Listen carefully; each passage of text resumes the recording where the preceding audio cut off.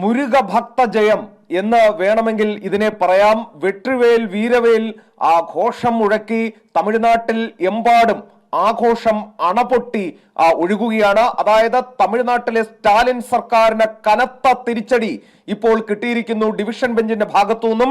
അതിൽ തിരുപ്പുറംകുണ്ട്രം മലമുകളിൽ അതേ ദീപത്തൂണിൽ തന്നെ ദീപം തെളിയിക്കണം എന്ന് ഡിവിഷൻ ബെഞ്ച് ഉത്തരവിട്ടിരിക്കുന്നു. ദർഗയ്ക്ക് തൊട്ടടുത്തായുള്ള ദീപത്തൂണിൽ എവിടെയാണോ സ്റ്റാലിൻ സർക്കാർ ദീപം തെളിയിക്കാൻ സമ്മതിക്കില്ല എന്ന് പറഞ്ഞത്, എവിടെയാണോ ഭക്തജനങ്ങൾക്ക് കടന്നു ചെല്ലാൻ കഴിയില്ല എന്ന് പറഞ്ഞത്, എവിടെയാണോ കാർത്തിക ദീപം തെളിയിക്കേണ്ട ദിവസം ആത്മാഭിമാനത്തിന് മുറിവേറ്റത്, അതേ ദീപത്തൂണിൽ അതേ കൽത്തൂണിൽ ദീപം തെളിയിക്കാൻ ഡിവിഷൻ ബെഞ്ച് ഇതാ ഉത്തരവിട്ടിരിക്കുന്നു.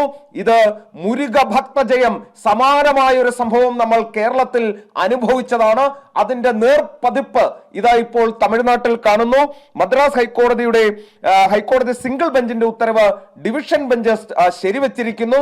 ജസ്റ്റിസ് സ്വാമിനാഥൻ സിംഗിൾ ബെഞ്ച് ജഡ്ജിനെതിരെ ഇംപീച്ച്മെന്റ് പ്രമേയം അടക്കവുമായി പോയ വയനാട് MP പ്രിയങ്ക ഗാന്ധി ഉൾപ്പെടെയുള്ളവർ, അതോടൊപ്പം മുസ്ലിം ലീഗിന്റെ നേതാക്കൾ ഉൾപ്പെടെയുള്ളവർ കാണേണ്ടത് നിങ്ങളുടെ തീരുമാനമായിരുന്നു തെറ്റ് എന്നുള്ളത്. ഇപ്പോൾ ഹിന്ദു സംഘടനാ നേതാക്കളടക്കം മാധ്യമങ്ങളെ കണ്ട് പറഞ്ഞത് ഇത് മുരുക ഭക്തരുടെ ജയം എന്നുള്ളതാണ്.